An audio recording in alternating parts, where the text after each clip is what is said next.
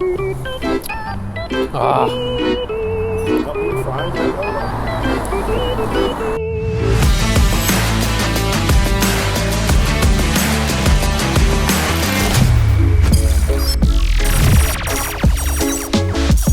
Welcome back to Preferred Joinery, and thanks for tuning in every week and watching us, really appreciate it. And the last video, well, the second to last video, done very well. It was really good, that one with the clickbait title, you know, doing a little jig and clap stuff. But today we're going to go back out again and go into Liverpool city centre, a street called Duke Street, because there's a lot of projects on there that we've done over the years and it's worth showing you. But inside the factory today, Devo's not in, unfortunately, so if you come to watch Devo, you might as well turn off now because he's on holiday, he's in Benny. But we've got Mike heading up the machine inside. The lads are working through. Danny's finished the nice pivot sash windows, so we'll speak about them. There's a couple of doors that are nearly finished off now, and we've got Max back from Thailand, so let's go and see how they're getting on. So there's two windows that are getting done up by Mike, because Devo's off this week. He's in the Al Benidorm, so you won't see him on the show. Mitch is laughing at me. So he's in the Al Benidorm, sunning up, getting pissed. So Mike has took over that section to get all the jobs pushed through and come down. So he's got two windows that he's doing, two one-off windows for the same customer, same house, but both slightly different. So let's go and see how he's getting on and where he's up to.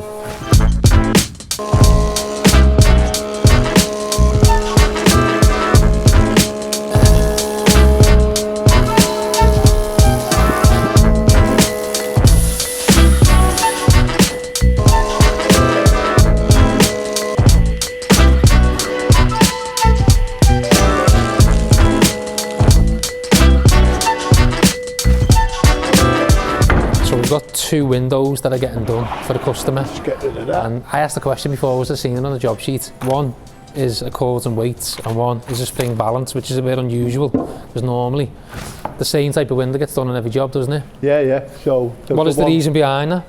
The one that's in is cords and weights, but the existing window, yeah. But it's got a fancy cupboard in the alcove. And the actual cupboard comes up to the edge of the box.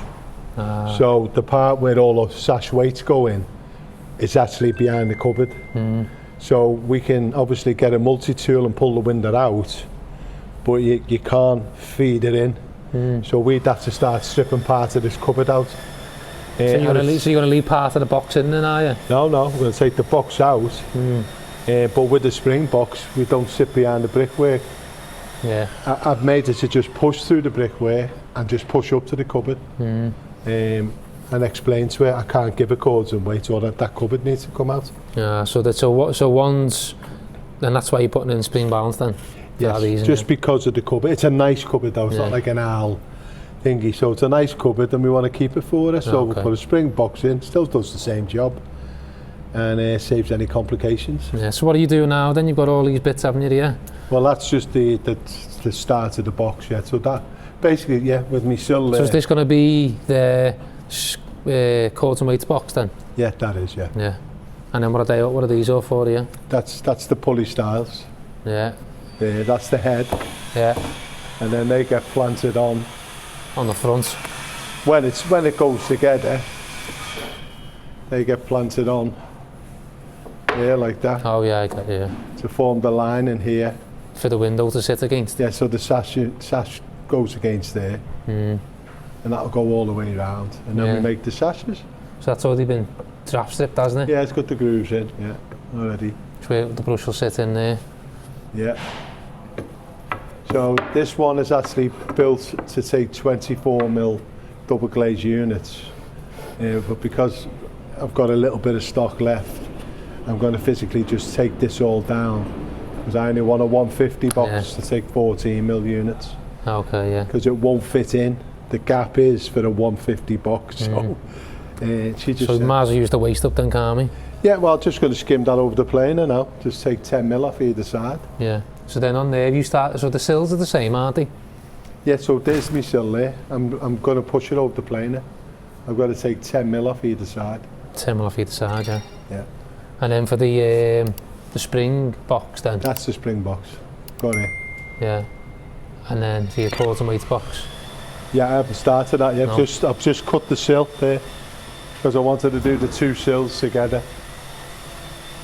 Because they're both 150 boxes, but the pulley style's still in there. There it is there. So then once you've planed down through there then, and you tuck that off and put it down, what's the process then? I'm going to trench the head and sill here. Oh yeah, trench them, yeah, which is basically cutting out the channel there, isn't it? Yeah. 32 mil channel. So you'll trench them out? Yeah, come in roughly about there. And then that'll trench out. So you'll just use the cross cut for that? Just going to lift it up, yeah. Trench out, and then when do you have to start using the mortise and tenon for any of this then? Nope. No. Once I trench that and trench that, it just knocks together. Got your shell, and then on the other side, they'll miter them on the chop saw or the new miter block. Oh yeah, the new, yeah, which is good. We've got a little new machine there which will show you. It's not even a machine, is it? It's a tool. Yeah, but it's got strength to it.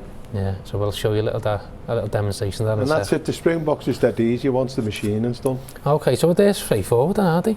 Once it's all been profiled up and you've got all the strips in. So what's that for then, the groove in there? The part and bead. Oh yeah. To separate the sashes sliding. Yeah.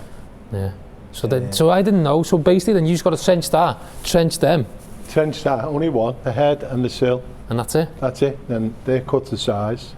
That taps together to form the box. And then you plant them 3 pieces on. 2 down the side, 1 across the top. That's your box done. And it's the same for the... No, the other one is harder. So then when we get that out, we've got to mark for the pulleys and the pockets. Mortise them out. Yeah, and they have an inside and outside lining. This is totally different. Spring boxes. So spring box is easy, isn't it? Well, it'd be nice if we just made them permanent, like you would be. You'd probably make a few bob more. So much easier, aren't they, in time? So how many hours do you think it takes to make one spring box? Man hours? From start to finish. Yeah. Glazed, primed, 10 hours. And then, between 10 and 12 hours. And then how long does it take to make cord and weights? It's not an awful lot longer once it's machined. So I'd put another 2 hours on. Yeah, if it's all machined already for you. Yeah, I'd put the 2 hours on to put your pockets in, sort your pulleys out, and knocking the box together is not as easy as that because you've got an inside and an outside to knock. So a couple of hours extra. Yeah. So basically, if you was, say, pricing that box, you'd want like £100 more to make that box than that because of the extra couple of hours. Yeah, and then it's easier doing a bigger job, and if you've got 20 sash windows to do compared to these fly through. You give plain sash windows or 2 over 2. Easy, aren't they? Fly through the door. It's the Georgian ones on cords and weights that take the time. Georgian being like with all small squares, yeah. So, which is like 6 over 6 kind of, 8 over 8. 8 over 8, yeah. I mean, we've just placed some there, over 10 foot tall. Massive. So the whole idea for doing these is it's 2 one-offs, and then we've got a load of gear coming on Friday to make 16 for another lad. And I thought, get these out the way and then we can concentrate on it. The fresh stuff. The doors that we've been talking about a few times are all been laid out over there for us now. Craig's nearly finished them, but they're going out primed. So I'll show you what they look like now that they're ready to go, and there's a bit of a dilemma that we've had to do as well to fix. So you'll have seen these doors getting done. I've spoken about them a few times now with the frame. The frame's actually being cut in half now. I'll explain why in a second. But you can see them laid out there now. Craig's just got a couple of more bits he needs to do and just cork up and sand down ready, but it's going out primed. We're not doing anything else there, painting on site. But we're just going through the details there of how the opening looked. The Mike's has shown me what it was like and what he had to do to come up with the design. So on the existing opening you'll see the 2 side lights that were in, they just had a basic frame going around for the panels. Well, he's copied the door, and the actual existing door, which is in our little one there, he brought back with him. He copied the same detail on there to make it look a bit more interesting, a bit more better. And you remember this is where Craig was cutting out for the bead there on the previous episodes where he was machining it on the bandsaw. So now it's all nearly put together, but yet the frame is in 2. And see where it's being cut there. And that's because we can't get it in. That was they built the porch and fully finished it. When Mike went out to measure and done the survey, the porch went in there. Whereas now there's no way of getting it in, so we've had to cut it down in the middle to get it in so we can fit it, which is a bit of a nightmare, like, but it is what it is. But yet the existing door is ready to be cut down and burnt in our fire. But as I say, we brought that into copy, so we got a like for like replica of it, which is what we've got there now. So this is the iDigbo one? Yeah, push them over. Really? Yeah, really. There you go. So obviously you have your little gaps, because we're going to put draft strip in them all. So is it a bifold then? That hinge is there, and them two hinge so it'll go flip flip, and these two go flip flip. Okay. But we've got a 3mm draft strip which goes in the edge of the doors. 2 we put in it, stop any drafts coming through. They're too thin to rebate them, so that'll have a bigger gap than that when it goes in. So like this is the iDigbo, isn't it? So this is the iDigbo one you see in Devo making up there. We showed you how light it was, the timber, and this is what the poor man's oak. What we call it, poor man's oak. So I now know why we've done it, because I was asking last week why we use this timber, or why does it get chosen, and basically the customer wanted oak internal doors, but she didn't have the budget for it, so this was a cheaper way of doing it and trying to get the similar sort of finish, albeit it's not oak, is it, but it's very close, isn't it, if you've only got a small budget. It's just a shame about that last bit of wood, but we can't do it on the bar, but that'll all even out like that. Yeah. That'll come out there, and then you have roughly a 3mm gap. All the way round. Yeah, but there's a black gap. So that's finished now, stain done? It's had one coat, it's internal anyway. Yeah. But we just put one on it so you don't grease mark it or not when you're working with it. And then there's the furniture for it there on the floor. Oh yeah. It's going to have all flush bolts in it and handle here. So we need to do that here? So no, on site? we just left it today because it's probably best to fit it in it in situ. Yeah. In fact, I've got to run my arc up, so now you've reminded me. So our curved sash windows that you see in Devo making with the big heads has all been finished now, because Danny has had that as his little project to finish off, which he's done to a decent job, to be fair. They're all ready to roll now. A couple of little touches that need to be done before they go out to site, but we're going to see them now and see how Danny got on with them. So will it stand on its own? Should do. It's got something on the bottom, you can hear it.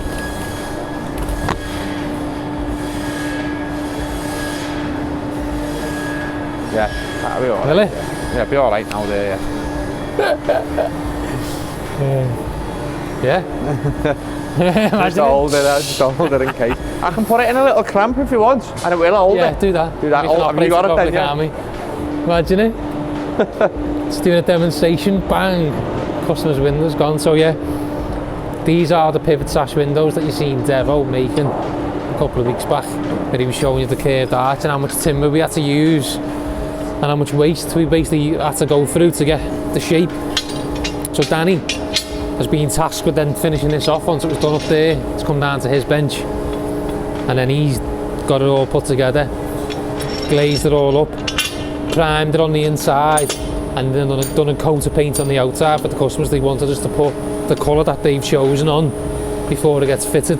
Needs a little bit of cleaning down first before it goes out, a little bit of silicone and stuff. So the operation there, how's that work now? Take this flush bolt off, and then open the stays, and then we push it like that.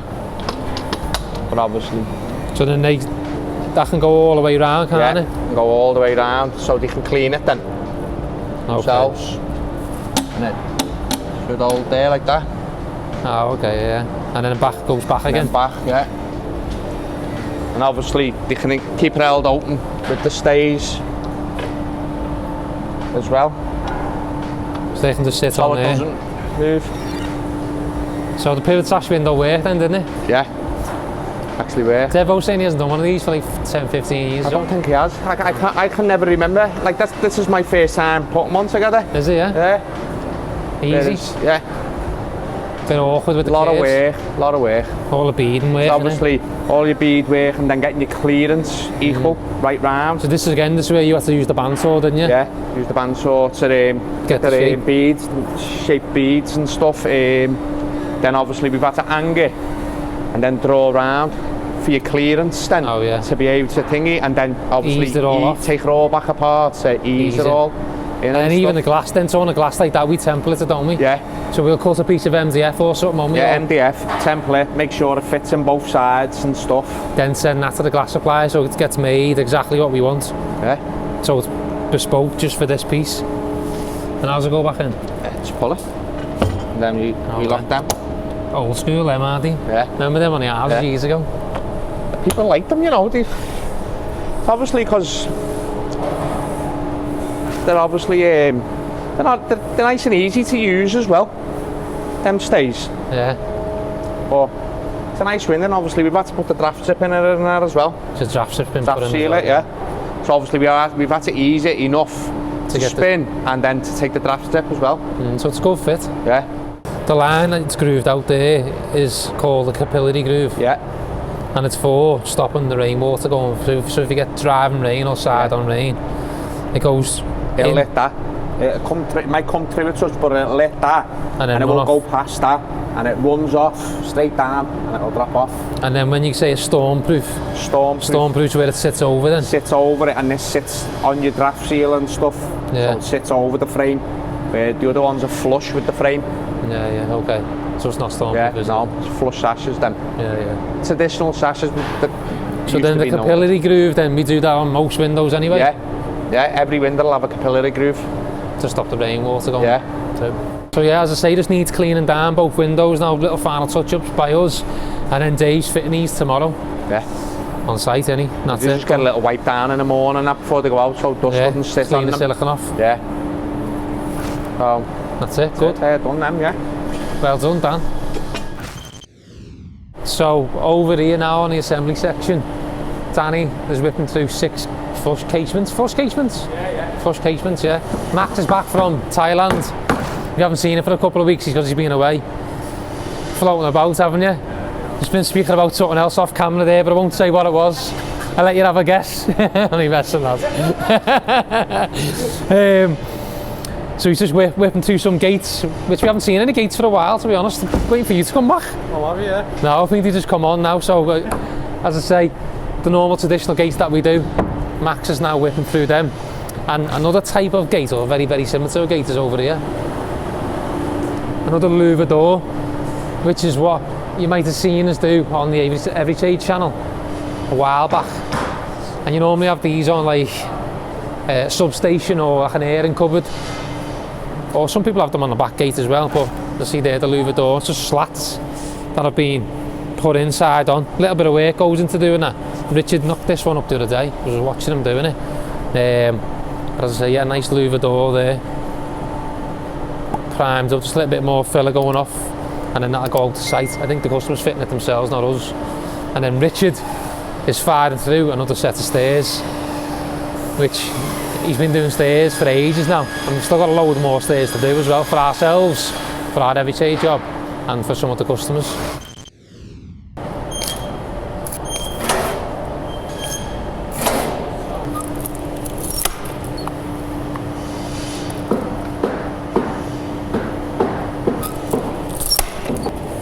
It's well easier. We had a little clean up in the factory because this little table was a bit of a dumping ground. Still is a bit of a dumping ground, but we're getting there. We're making progress. So we moved all the bins out the way. And the idea is this central table is going to go eventually. I'm going to move it because what we're planning to do is move the office outside, and where the office is now is make that part of the workshop, so more smaller items and that and work can be done there, or move the bench there and give this open space inside to either get a belt sander in this position here, but also we bought this, and you'll see there from the eagle-eyed viewers where we bought it from, but it come last week and we've got it because essentially what the lads are being used at the moment is these guillotines here that are on the benches, and you're forever swapping the springs as they always go, and it's so much harder to do. Like when I've just had a little test myself, this is softwood, so it's nice and easy. When you try and have a go in here on the machine, like the effort you've got to do it, you know, it's not an easy mechanism to use, whereas one here, because you've got the power of your foot, it's just so easy. It's like pushing a button, it's that easy. It's not a brand new tool, it's a little bit old, but it's good. We got it for a good price, which we're happy with. There was another, to get one that was refurbished, similar sort of condition, was another £1,000 extra than what we paid in the auction for it. So we're happy that we got it. We had to drive all the way down to Hull to get it, like, but it is what it is. We also tried to buy a thickness planer as well to swap the one that we've got up there, but it went for silly money for what it was worth. Someone definitely wanted that machine and he just kept bidding for it, or two people did. We pulled out a couple of grand before them. And then they also had a belt sander on there as well, 1100mm wide. Only had a week's worth of use, decent condition, but again, went a little bit out of our budget. We'd rather just buy, for the price that they went for, buy either a brand new one on finance, or go to a seller who we know, who's got them and refurbish them, and we just buy direct off him instead rather than to the auction, because you just don't know what you're getting sometimes. But as I say, nice little mechanical tool there from the auction for us, good little addition to the tools. I'm going to keep building this up over the year, trying to add in to help the lads. And as I say, yeah, keep tuned in, because we are going to make some upgrades inside and move the office outside, and I'll explain in another video how we're going to do it. So I'm just getting ready to go out now to Duke Street to go and show you a couple of projects. I say couple, I've just been speaking to Mike off camera, me and Niall, trying to work out which ones we can film today, and he's basically done the whole road over the years, so we're going to go out. It's worth showing you what Preferred's done, because he's done some decent jobs. And as I say, this is all on one street in Liverpool, Duke Street, if anyone knows what it is and where it is. But I'm just arranging me transport now, because as I say, I've been told in the comments now on YouTube that I'm a bit of a clickbait something, and I just want to show a car off and straight arm it. So I think Chris mentioned let's get an Uber instead, so let's get an Uber. I'm looking now what I can get. You can get an exec there, Niall, £8.82. Should we go for that? Travelling style. So I'm standing on Duke Street, and again I'm dodging cars and dodging people who are walking past, but you can see the building there all the way down and there. So Preferred have done all them sash windows and all the doors on this whole building, which again a major project on this road called Duke Street. Behind me in the courtyard there is also more buildings that we've done, part of the same phase of works. Now, albeit this was a couple of years ago, they still look sound and in good condition, no failed units, but a nice big prominent building on a main high street in Liverpool city centre. I'm just going in there, which I'll go through in a sec. I can see again loads more sash windows that were done, loads of work.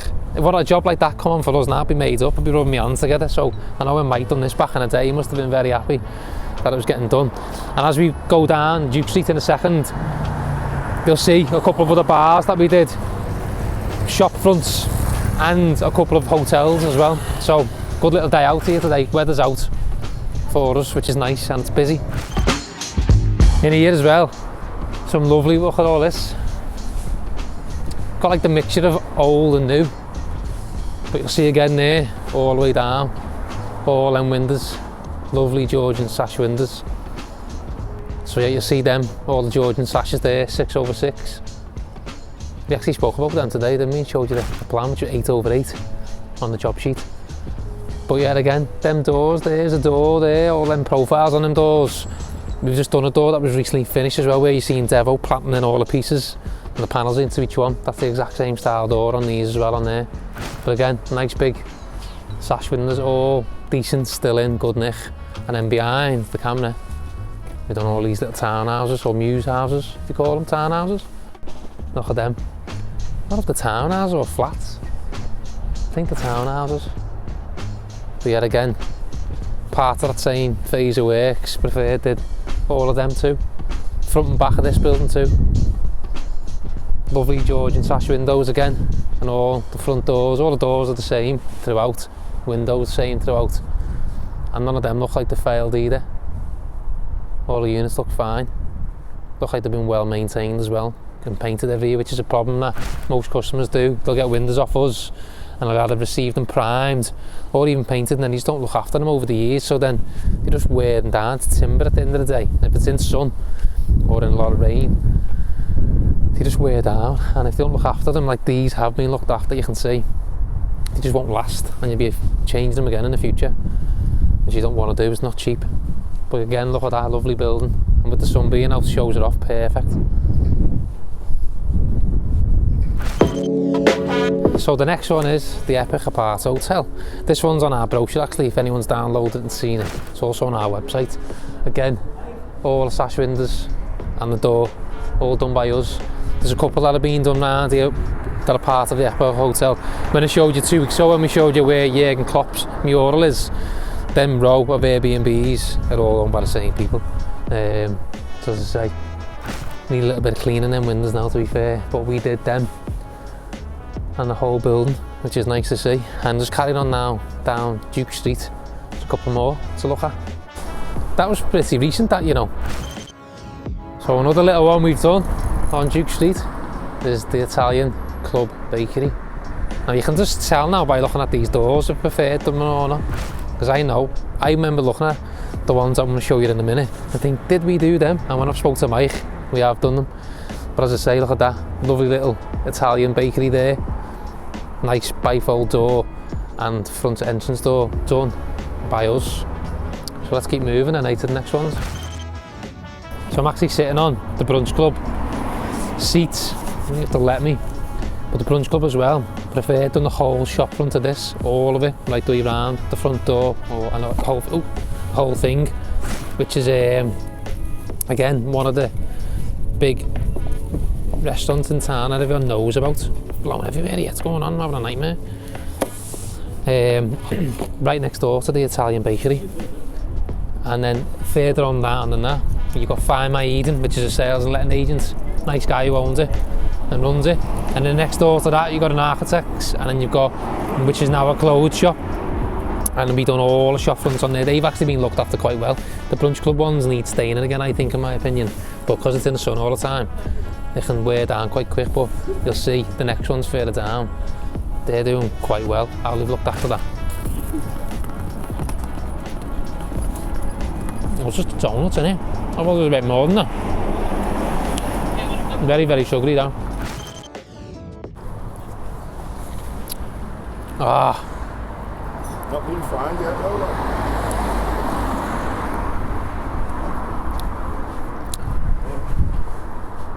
Just unlock it now, watch. How long have I got? Have you paid? No, but I'm only doing a bit. I'm just doing a little bit of filming. You see on the camera. Start to get a ticket now. Where do I get a ticket from? Yeah, this machine is just there. We can pay online. Well, I'll just pay for it now. Should have got an Uber. Did book an Uber. But should have got an Uber. What's that? Should have got an Uber, I said. I'm only messing. Holy fucking tits. So now we're on Find My Eden. I'm leaning on a paid phone box, so I have to pay for that ticket then. But again, you can see now there's a bit of theme going on, which is Niles has said to me. He knows people are crossing, but you can see the door now, and you can just tell by looking at doors and shop fronts what are ours and what aren't ours now, and what Preferred's done. As I say, this is another one that we've done, part of this phase that we've done. And down here is now a clothes shop, which is the final section of this phase that we did a couple of years back. So we're on the final one now, which is, this used to be a coffee shop. Wow. This used to be a coffee shop. Let's start again. This used to be a coffee shop, and the lads took over it. We've now got the clothes shop instead. The architects are there next door, and they've moved into all of it now, because the architects are now gone. But you can see again, Preferred done the whole shop front, all the doors, everything, all the cladding. And again, as I said previously, you can see there's a theme going on with how we've done them and how we make them. You can spot our doors a mile off and our shop fronts. And if anyone is looking to do their shop fronts up and they want something similar, come and speak to us, because we believe we are the best at doing what we do. Especially like that, like they've done a nice job inside as well, so it showcases that even better. Especially for us, they've actually stained outside and kept it in good nick again, which is better for us, makes our work look better. But that's amazing there, that what they've done. I've got some decent clothes. I'm actually going to go in there myself when I'm in my normal rig out and go and see what they can offer. But nice lads inside as well. So just getting the taxi back now to the office, or to the workshop. So I had to get an Uber then back, as I say, because I'm not meant to be driving around in the car anymore. So my trusty driver now just taking us there. So yeah, so probably a good position to end the video. I think we've done well there, to be honest, getting out, showcasing what we've done. And as I say again, if you are a company or a business and you've got a shop or an office or a bar or a hotel or anything that you want a shop front doing on, or any major doors like that, come and speak to us, because I think we are one of the best companies in the Northwest that does it, especially in Liverpool, and probably the most competitive as well. As I say, what we've done and what Preferred has done, just on that one street alone, Duke Street has done nearly half the street, in my opinion, and what's available and what actual bars and shops are there. It's done over half of them. And then we haven't even shown you the rest of it. Niall come up with a couple of ideas about having a little map and pinpointing all the jobs on it, like a little 3D map of where Preferred's done, and we can go boom face where we're going to next. And I think we're going to try and work on it, because it'd be good for us anyway just to have it and showcase where we've been, and also easier for me and Niall to go out and do it. But as I say, if you are watching this and you like us going out seeing the projects as well as being inside the factory, let us know, because we'll keep making sure each episode that we do, we try and get out, weather dependent, and showcase some finished stuff that Preferred's done over the years, because as I say, it's good for myself to go and see what we've done, good to document it and put it out there, and it's just good content as well. So as I say, yeah, the driver's just saying it'll be another 10 minutes yet, so as I say, thanks for watching, and please like, comment, subscribe.